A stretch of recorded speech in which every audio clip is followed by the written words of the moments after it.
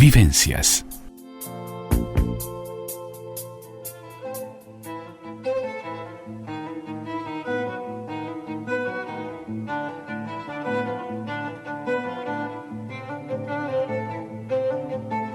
Mano a mano y sin diván. La columna de Jorge Schneiderman en Vivencias. Ya tenemos en línea al licenciado Jorge Schneiderman para analizar el efecto terapéutico del arte. Muy buenas tardes, Jorge, muy bienvenido. Muchísimas gracias, Andrea, un gustazo realmente. En esta torre gris, como dice el tango, sí. Vamos a hablar un poquito acerca del arte y sus efectos terapéuticos. Sus efectos terapéuticos, porque de alguna manera las obras de arte evocan emociones, evocan sentimientos y de alguna manera también nos acercan a lo que ha pasado en la historia, a lo que está sucediendo, porque es una forma de comunicarnos que tenemos las personas a través del arte, ¿no? Sí, por supuesto. Es un gran instrumento, es una gran herramienta y si bien tradicionalmente se asocia al arte con la expresión de lo bello y la magnificencia de lo estético, Andrea, sí. Vale recordar lo que decía Hume, ¿no?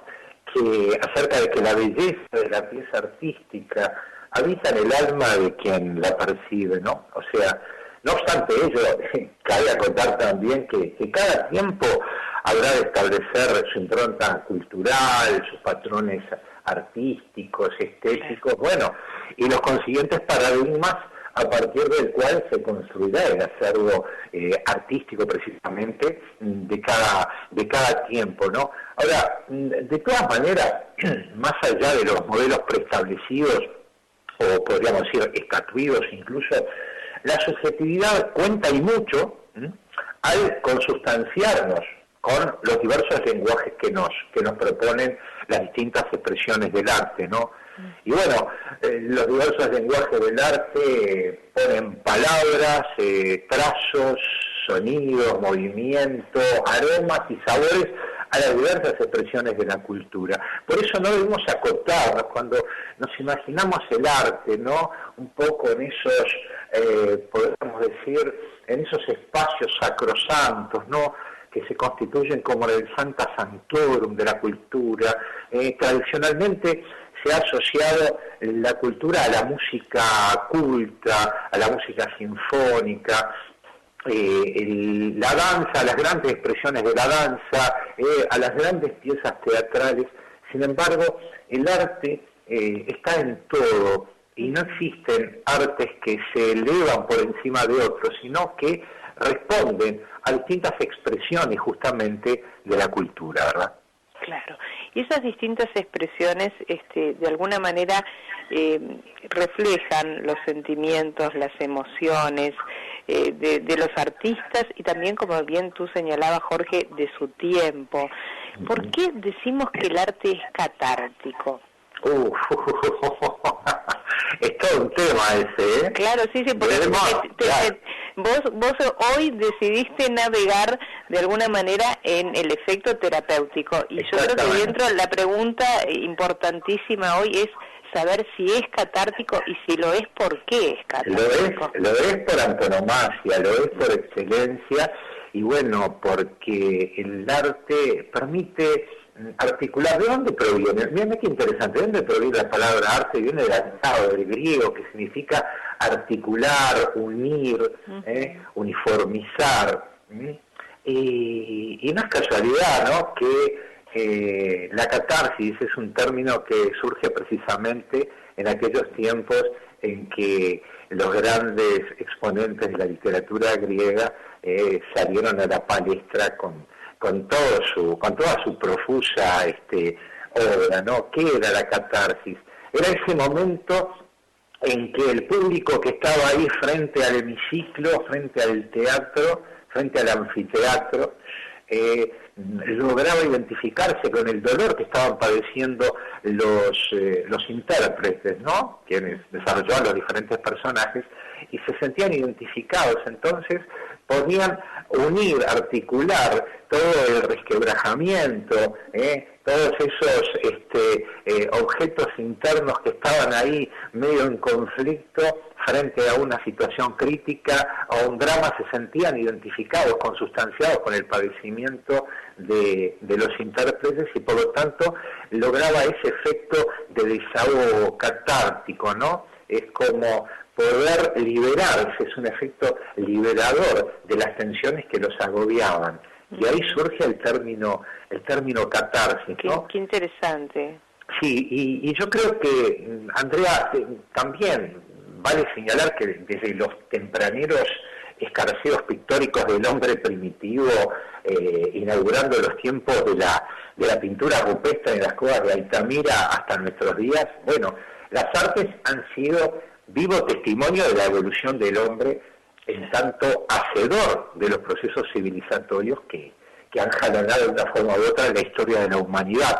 Y ya seamos cultores o simples diletantes, las artes nos abren las puertas del tiempo y trascienden los planos de la lógica, los estereotipos y por supuesto de lo convencional, ¿no? Prima mucho de lo subjetivo a la hora de enfrentarnos a una obra de arte, ¿no? Porque creo que hay que enfatizar en algo, Andrea. La obra de arte no tiene por objeto ser comprendida ni interpretada, simplemente se anuncia y se enuncia a sí misma, ¿no? Ante los sentidos, claro está, de quien la está apreciando, ¿no? Cada quien habrá de establecer un diálogo subjetivo, personal, independientemente de la intención del creador, ¿no? Sí, sí, eso... pero hay ahí algo que tú señalabas antes que me parece que es importantísimo, que es cuando se produce esa conexión,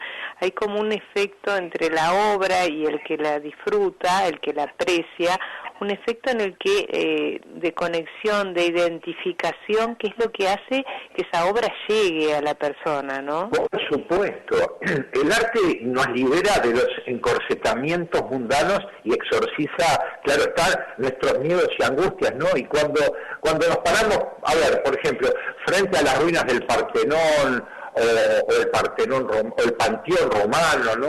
Qué sé yo, las pirámides de Giza, la ciudad de Petra en Jordania, que es una maravilla, que bueno, vale la pena seguir a través de documentales lo que es esa ciudad tallada en la mismísima piedra de la montaña, ¿no? O cuando nos paramos frente a la Mona Lisa o las barcas de Van Gogh, o escuchamos la novena sinfonía de Beethoven, una milonga de Yupanqui o de Don Alfredo, o recorremos, no sé, las páginas de la Divina Comedia, o presenciamos un espectáculo de Lelutier, una escena del Lago de los Cisnes, qué sé yo, interpretada por el Bolshoi, o un recital de Pavarotti en las termas de Caracalla, el alma se nos eleva hacia esos sutiles planos donde el tiempo y el espacio se confunden en un mismo punto. Podríamos decir que más allá de la contemporaneidad o las brechas cronológicas que separan al creador del ejecutante o a del espectador, ¿verdad, Andrea? Porque claro, cuando vos escuchás, no sé, vamos a decir, un tema de Bach, ¿no?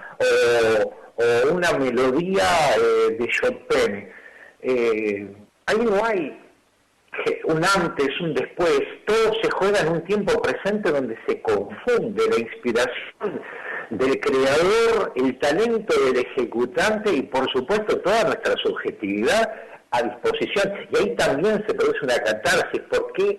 Porque la música nos libera, nos permite liberarnos de los encorsetamientos cotidianos y lanzarnos a ese viaje, ¿no? A través del cual logramos desprendernos, ¿no? Un poco Nos elevamos, por decirlo de alguna manera, Jorge. Exactamente, y desprendernos, por supuesto, de esas ataduras a lo cotidiano, a esa sisífica y compulsiva repetición de la rutina, y por supuesto nos permite, al apartarnos de esos núcleos de preocupación, elevarnos hacia niveles espirituales realmente muy reconfortantes. Tenemos que hacer una breve pausa. Después de la pausa, si te parece, yo te estaba escuchando muy atentamente, podemos analizar por qué es tan importante en el arte este proceso creativo, porque puede ser desde disfrutar una obra hasta crear una obra. ¿Por qué es tan importante y por qué tiene que ver ese proceso creativo con el efecto terapéutico? ¿Cómo no? Hacemos una breve pausa y continuamos aquí en Mano a Mano sin Diván en Vivencias con el licenciado Jorge Schneiderman analizando el efecto terapéutico del arte.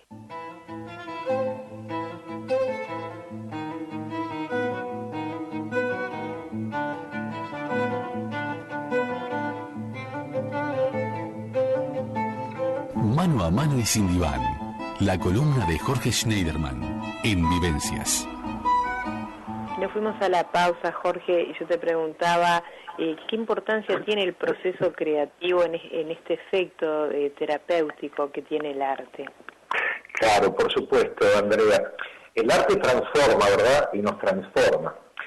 Y bien podemos definirlo también como un gran reconstituyente emocional que nos permite enhebrarnos a la realidad, o reenhebrarnos a la realidad, a rearmarnos luego de la tormenta, ¿no? Mirá, Freud entendía en su tiempo que uno de los roles principales del arte ha sido intemporalmente, o sea, a través de todos los tiempos y de todas las culturas, reconstruir y recimentar las bases de las diferentes civilizaciones, tras hecatombes y debacles de toda índole, ¿no? En tiempos dolorosos, digamos que signados por la tragedia, podríamos decir, el arte ha cumplido precisamente una función, como decíamos hoy, catártica, ¿no? Sanadora, como bien se desprende, recién mencionábamos, de las principales páginas del teatro griego y de allí en más, a través de las diversas vertientes de la dramaturgia, la narrativa épica y la poesía, ¿no? ¿Qué decir por otra parte? Y vos que sos una brillante artista plástica, ¿no? ¿Qué decir de la Guernica de Picasso, ¿no? Por ejemplo, o de La fiebre amarilla de Juan Manuel Blanes, yendo al plano de las letras, de lo que mencionábamos en otras oportunidades acerca del diario de Ana Franco, las cartas que no llegaron de Mauricio Rosenkopf, o quizás también los himnos de los partisanos enfrentados al nazifascismo durante la Segunda Guerra Mundial. El arte le da cobijo al espíritu en ese momento en que parece que el telón se cierne sobre nuestros ojos, cuando de repente las esperanzas están menguando. Siempre se constituye una suerte como de reservorio emocional que nos permite articular, como decíamos, ¿no? Es poner en palabras, poner en trazos, poner en versos, o en movimiento, o en distintas formas del arte, porque cuidado, el arte no se restringe a las expresiones que todos conocemos, ¿no? Sino que hay muchas expresiones del arte, ¿no? Claro, por eso yo te preguntaba, ya no referido como espectadores, sino como creadores, la importancia de ese proceso creativo, por qué tiene que ver con esto que hablabas de la catarsis, pero por qué uno cuando se pone en cualquier proceso creativo, en cualquier rama del arte, para no comprometernos con ninguno en especial, no, por con supuesto, todas, no. ¿no? El proceso creativo, ¿qué es lo que hace? ¿Por qué la persona cuando está creando no siente dolor, se le pasa el tiempo, trasciende los problemas? Creo que ahora que estamos viviendo esta pandemia, para un montón de gente canalizar a través del arte está siendo muy terapéutico, pero ¿dónde estriba que se produzca esto? ¿Por qué se produce esto? Esa es la pregunta. Ahí está. Bueno, cuando el sufrimiento logra parir un relato, Andrea, o un cuadro, o un verso, o una canción, aquellos trozos del alma que están desperdigados en el mar de la desesperación vuelven a unirse. Ahí tenés una de las razones, ¿no? Vuelven a integrarse, fieles al significado etimológico, ¿no? Al sentido etimológico que mencionábamos en cuanto a esa unificación o integración, pero no solo integrarnos nosotros, sino reintegrarnos al contexto. Diste un ejemplo muy importante, lo que está pasando en la pandemia, ¿no? Lo que está ocurriendo en el mundo. Se están dando situaciones, tecnología mediante, facilitadas obviamente en estos tiempos, pero que en otros momentos quizás no hubiesen pasado por la cabeza de nadie, ¿no? O sea, la construcción, la ejecución del arte, la plasmación a través de distintas manifestaciones del arte de manera colectiva, ahí procurando ya trascender incluso la catarsis individual para ingresar en el plano de la catarsis colectiva. Yo creo que entre las cosas buenas que deja todo hecho luctuoso, como puede ser esta pandemia, creo que eso nos puso de cara a ese potencial transformador que tenemos los seres humanos más allá de las vicisitudes. Entonces, yo con mucho asombro veo como grandes artistas nuestros y del exterior han creado temas musicales o han interpretado a otros autores o se han recreado a ellos mismos, generando una suerte como de articulación colectiva de sentimientos, de ideas, de emociones, logrando a través de esas realizaciones despertar en ellos mismos y en los demás el deseo de superación, las ansias de poder trasladarnos prontamente más allá de esta pandemia y reintegrarnos y no sentir como que todo esto es una suerte de vacío existencial. Creo que ahí tenés ejemplos cabales de lo que puede hacer el arte como reconstituyente emocional, como articulador, como instancia que nos permite urdir nuevas formas de comunicación. Y acá hay otro tema que creo que es muy importante. El concepto de comunicación está muy ligado al arte, porque el arte también es comunicación. Claro. Sí, era lo que decíamos al principio, ¿no? Las obras de arte evocan, comunican sentimientos, emociones, nos trasladan, y en todo eso hay comunicación siempre, ¿no? Siempre hay comunicación. Y bueno, ¿te acordás cuando hablamos de Fromm, no? Hicimos un poco en énfasis, hicimos hincapié en el arte de amar, ¿no? Pero hay muchas formas de desarrollar el arte, ¿no? El arte de curar, ¿no es cierto? Sí. El arte de escuchar.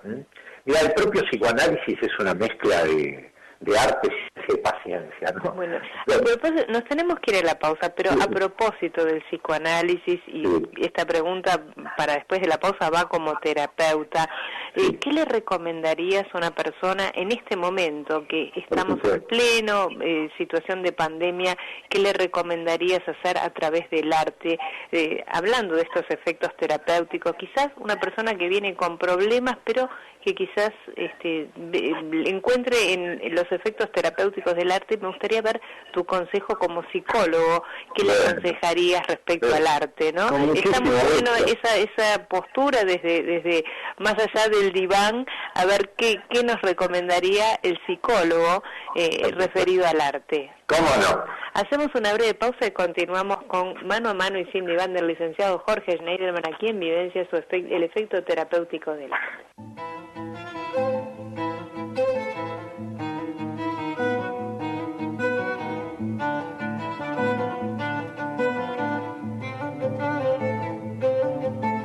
Mano a Mano y Sin Diván, la columna de Jorge Schneiderman en Vivencias.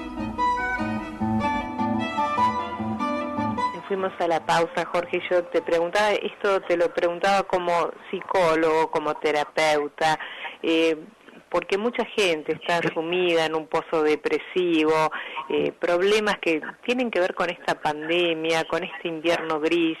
¿Qué le aconsejarías a alguien respecto a este efecto terapéutico del arte que estuviera sumido en estos problemas? Ni que hablar, además de la terapia, ¿no? Que no la estamos excluyendo. No, por supuesto, forma parte de la historia. Mirá, yo quiero puntualizar algo en primera instancia, que antes que el arte, antes de cultivar alguna disciplina artística, creo que debemos rodearnos, debemos integrarnos a nuestros afectos, a nuestros vínculos, más allá de lo positiva que puede ser la tecnología y las redes sociales y los vínculos que podemos establecer, muchas veces muy positivos.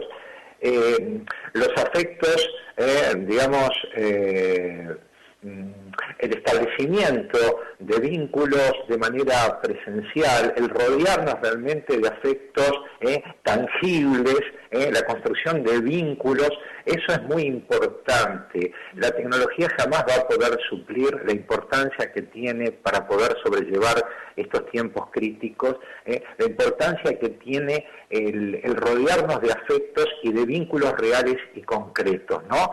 Sin que ello vaya, por supuesto, en menoscabo de los buenos aportes que ha generado la tecnología en todos estos tiempos, ¿no? Ahora, en cuanto a qué hacer, ¿no? Hoy por hoy, en estos tiempos, en este invierno, en este tiempo de pandemia, ¿no?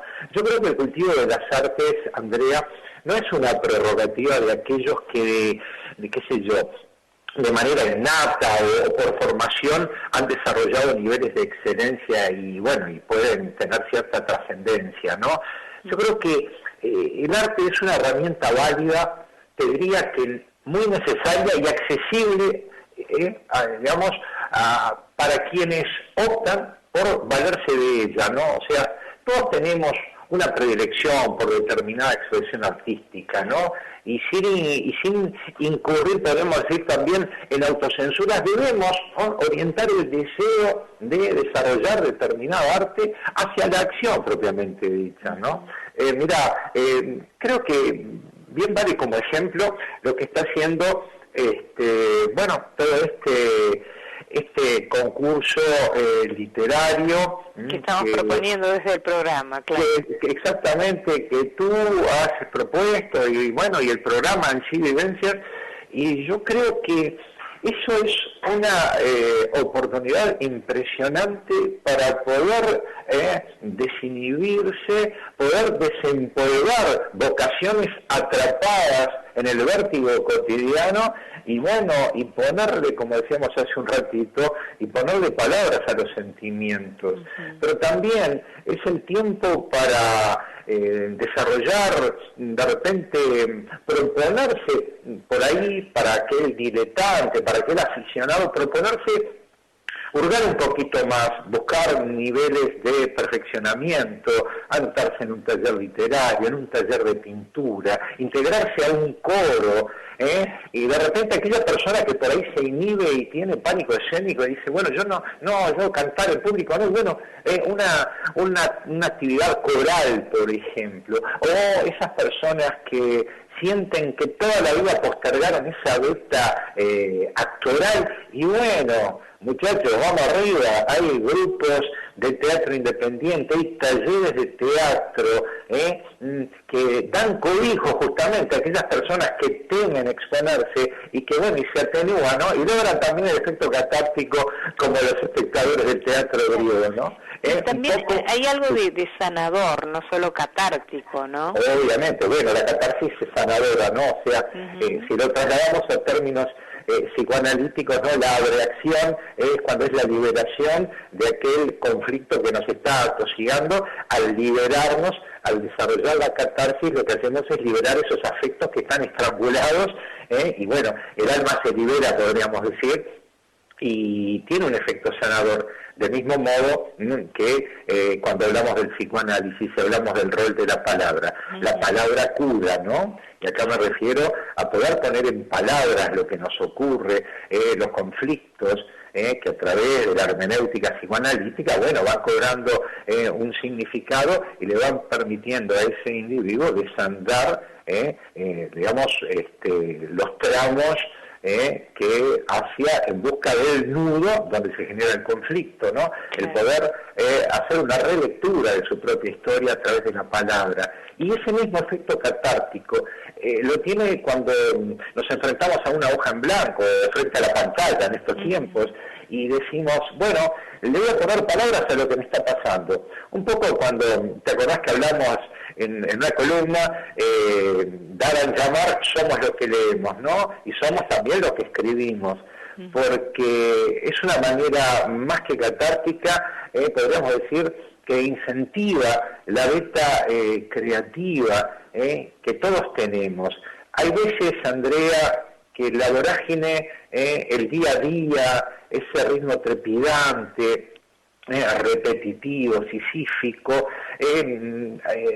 obstaculiza el acceso a niveles de expresión, a niveles, podríamos decir, de plasmación de lo que realmente es nuestro propio deseo, y bueno, y creo que todos deberíamos tratar de desempolvar, ¿no? Claro. Abrir ese cajoncito donde herméticamente guardamos aquel gusto, aquella predilección de repente, claro, por el desarrollo de alguna expresión artística. De alguna manera desinhibirnos y animarnos, ¿no? Porque eso que decís creo que es muy importante como mensaje, que cualquier persona puede desarrollar una beta creativa, no necesariamente tiene que ser un artista eminente para expresarse, y siempre se está a tiempo para esto también. Exactamente, yo creo que la desinhibición,